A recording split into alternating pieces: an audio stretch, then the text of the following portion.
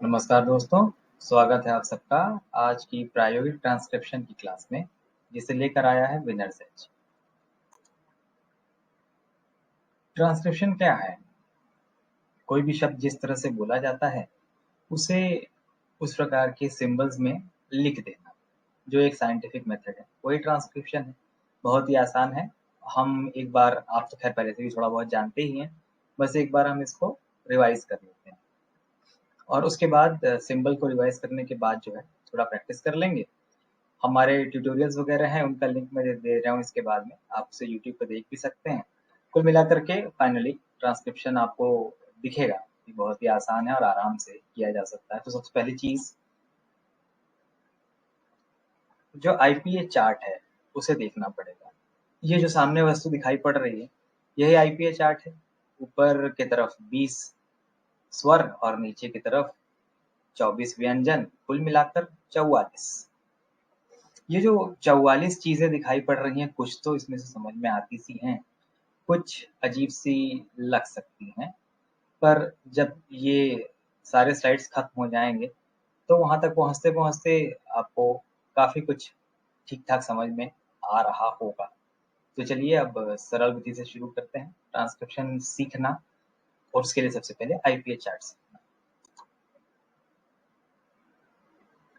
तो 44 जो सिंबल्स हैं, 20 प्लस 24, इनको याद करना थोड़ा मुश्किल सा लगता है लोगों को। तो फिर विनर्स एज जो है सरल आईपीएल आया है आपके लिए, बहुत ही सरल, क्योंकि हिंदी से ही इसको हम कर पाएंगे।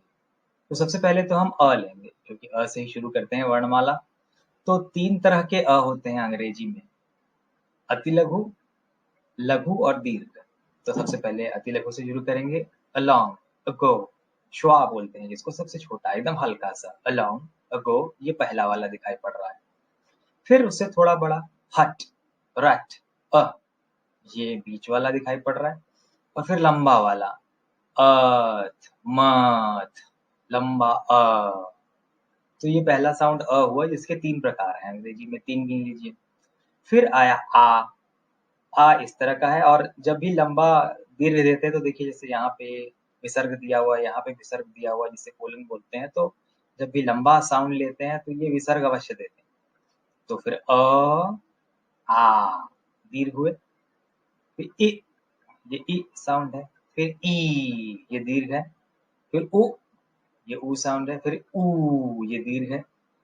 ए, ये ए नहीं है, इसको ए बोलते हैं, पर क्योंकि ए के काफी करीब है और याद रखने में आसान होगा, इसलिए इसको ए से दिखाया है।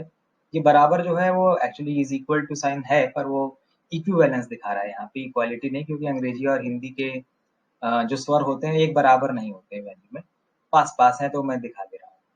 और फिर ए, ओपन साउंड ए। फिर ओ, और फिर ओ, दीर्घ स्वर।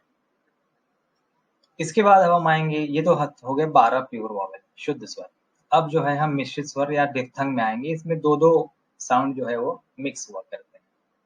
तो 3 ग्रुप बनाएंगे इसके अंदर में, एक जो अ पे आके खत्म हो साउंड, एक जो ई पे आके साउंड खत्म हो, और एक जो ऊ पे आके साउंड खत्म हो। 3 + 3 + 2 8, कुल मिला के 8 जो है मिश्रित स्वर हुआ करते हैं अंग्रेजी में। हिंदी में एक भी नहीं होता। तो एय, ईय और ऊ, अ पे खत्म हो रहा है 3, आई, ओई और ए, ई पे खत्म हो रहा है 3, आओ और एओ, ऊ पे खत्म हो रहा है 2, कुल जमा 8। अब कॉन्सोनेंट या व्यंजन जो है ये बहुत आसान है।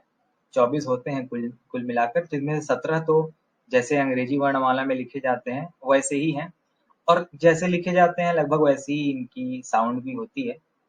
तो आसान से है, बस लास्ट वाला जो है 17वां वाला, जहाँ मैंने स्टार मार्क लगाया है, उसके बारे में बात करते हैं। तो प, फिर ये ब, फिर ट, ड, क, ग, फिर फ, व, स, ज, ह, फिर म, न, और फिर व, र, ल, और ये आखिरी वाला जो जे जैसा दिखाई पड़ रहा है, ये ज नहीं है, ये य है। फिर से बता रहा हूँ, ये जो जे दिख रहा है ये ज नहीं है, ये य है। तो देखिए ये 17 तो आपको याद करने नहीं पड़ेंगे, बस ये जे चीज जो है ये य है, वाई यस, यस में य जो होता है वैसा। तो 16 + 1 17, ये आपको ऐसे ही याद ही है पहले से ही, बस थोड़ा सा देख लेना पड़ेगा कि तुरंत जैसे ही प साउंड आए तो आप ये छोटा वाला पी ही बनाएं। अच्छा, ये जो 2 पाइयाँ दिखाई पड़ रही हैं, ये पाइयाँ ये बताती हैं कि ये साउंड है। जैसे कि पी जो है ये अक्षर भी है, लेकिन जब ये पाइयों के बीच में लिखा जाएगा तो ये अक्षर नहीं है, ये फोनीम है। तो 17 तो हमने आपको बताए व्यंजन, और 7 थोड़े अलग थे, तो वो 7 को हमने यहाँ पे रखा है अलग से। ये रोमन अल्फाबेट कॉन्सोनेंट्स नहीं होते हैं, जैसे कुछ रोमन में चेंज हो गया या मिक्सचर हो गया या ग्रीक हो गया, तो इनको अलग से रखा गया है। तो ये है म न के बाद वाला जो व्यंजन होता है, अंग या अंग जो साउंड है। तो अंग जो साउंड है वो ये है च। च जो ट साउंड है, ट के बाद एक श साउंड को रखा गया है, ये च है। और ये ज है, जो ड साउंड है उसके बाद ज के सिंबल को रख दिया है, तो ये ज बन गया है। ये श है और ये ज है। इसको याद रखने का आसान सा तरीका ये है कि स के मुंह और पैर को पकड़ के खींच दिया तो ये लंबा सा स हो गया, और ज जो स के बाद था उसकी टांग को मोड़ दिया तो ये पलटा हुआ 3 जैसा दिखने वाला ज हो गया। साइंस में हम लोग थीटा पढ़ते ही हैं, साइंस मैथ में। ये थीटा का थ है और ये डेल्टा का द है। तो अंग च ज श ज थ और द, ये 7 याद कर लिए। पहले के वो 17 तो पहले ही से आते हैं। तो इस तरह से 20 + 24 44 जो सिंबल है वो आपको याद हो गए। कम से कम 3-4 बार इसको अपने हाथ से लिख करके प्रैक्टिस करना जरूरी है। जो ट्यूटोरियल वीडियो आप अभी इसके बाद मैं आपको लिंक दिखाने वाला हूँ, और डिस्क्रिप्शन में भी मैं डाल दूंगा सबके लिंक।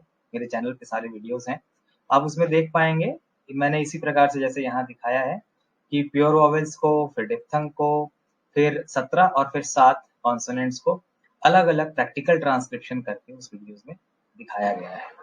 तो वहां आने से पहले थोड़ा सा देख भी लेते हैं, आइडिया मिल जाएगा कैसे ट्रांसक्रिप्शन किया जाता है। पर ये याद रखिएगा कि ट्रांसक्रिप्शन हमेशा ये जो 2 पाइयां हैं इनके बीच में ही किया जाता है।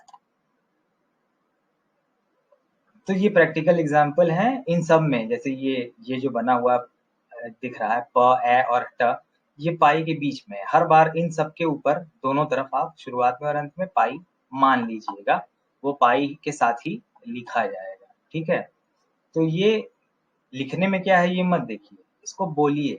ये है पैट, प ए और ट, तो प ए और ट लिख दिया। ये है थिक, थ ई और क, थ ई और क लिख दिया।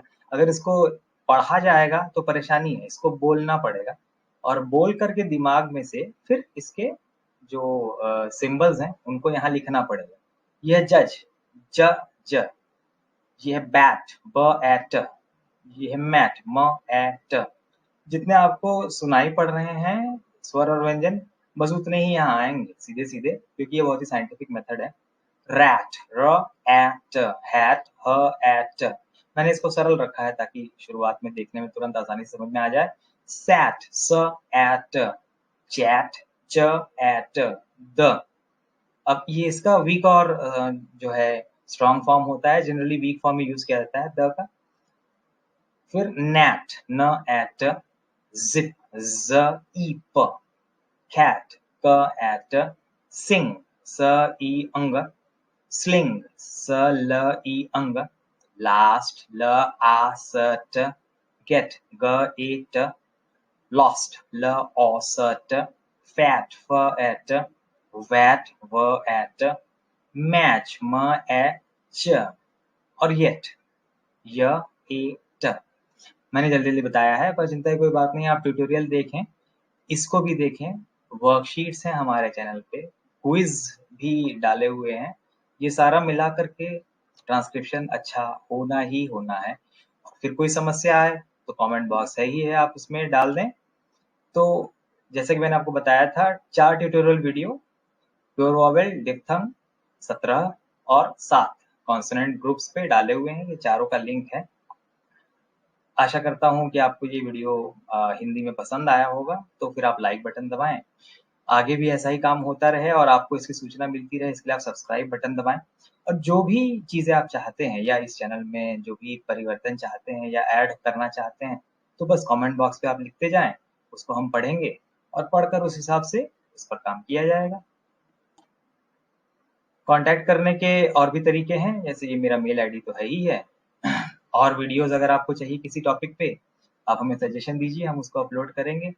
यूपीएससी के बारे में अगर आप कुछ पूछना चाहते हैं तो हमारे लिंक्ड फेसबुक और साथ ही साथ यूट्यूब चैनल जो आप अभी देख रहे हैं वो, और हमारा ब्लॉग भी है जिसमें बेसिक मटेरियल अवेलेबल है, तो उन सब के थ्रू आपकी हेल्प हो सकती है। तो प्लीज़ जैसा कि मैंने बताया, अगर आपको पसंद आए तो लाइक करिए और जुड़े रहने के लिए सब्सक्राइब करिए। बहुत-बहुत धन्यवाद। नमस्कार।